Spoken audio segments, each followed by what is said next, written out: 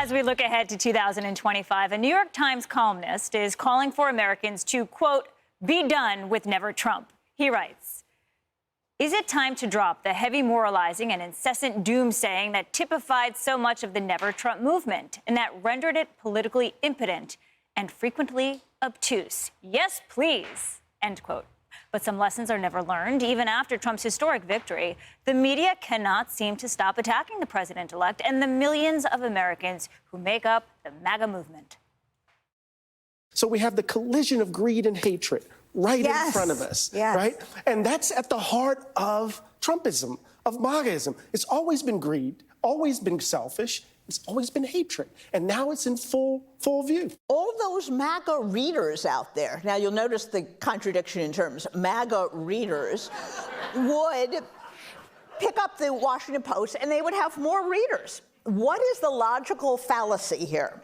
Yes, reader. They have this belief that you know, the guy with the GED and his fake Oakley sunglasses and his goatee and his pickup truck, you know, the universal Twitter bro that you see in every avatar on Twitter, that guy's thinking to himself, oh, well, I could have been the senior software designer at Google if only it weren't for DEI or immigration. You're so stupid and you deserve it. You deserve it because you're so dumb. Yes, I am gloating over your stupidity. You have been co-opted because you're in a cult and you don't even realize it because you have stupid MAGA brain and you don't get it. Wow. Kara, that was insult after insult, and it ended quite viciously. It's like they just don't seem to get what the country is telling them. They live in an echo chamber. Exactly. And this is the stuff that millions of Americans had in their head that made them crawl over broken glass to vote for Donald Trump. Maybe speaking from personal experience at that time, but, you know, my dad, who served 32 years in the Marine Corps, is he stupid? My mom, who devoted her entire life to supporting my father's military career and raising her children, is she stupid? Does she deserve that? No. But deplorables, bitter clingers, garbage, this is what they call us. But you know what? If they want to keep doing that, let's keep doing that, and they're going to keep losing elections. That's the thing, Nicole. It's a losing strategy. When will they learn?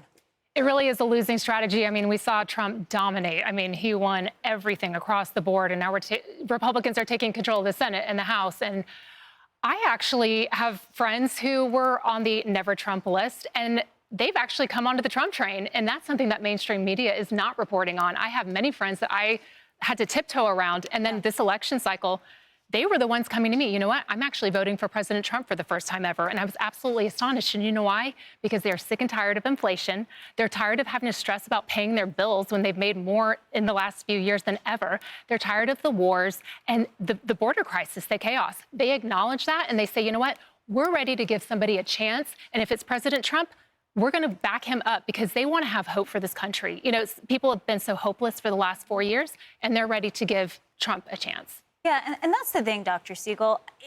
You could be converted. You can jump on the Trump train or not. But if you take a minute, and in that opening segment, we saw the Princeton University professor, Mr. Gallup. He basically said, we're trying to understand the MAGA movement. And then as they try to understand it, all they do is keep insulting people that voted for Donald Trump. So it's kind of like, just take a minute, pause, and understand what's going on around you and stop with the vicious insults. That's a great point, Lauren, that they're actually fueling the thing that caused the movement by continuing condescension. And Bret Stephens is a really significant figure here.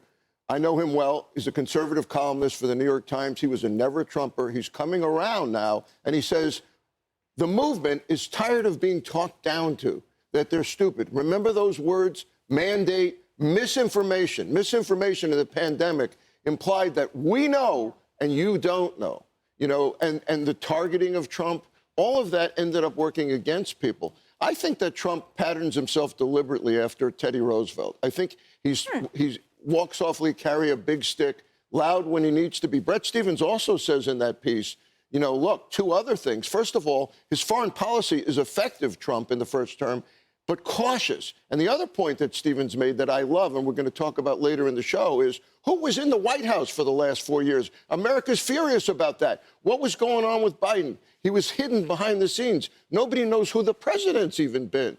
Anger is a result of that. Yeah.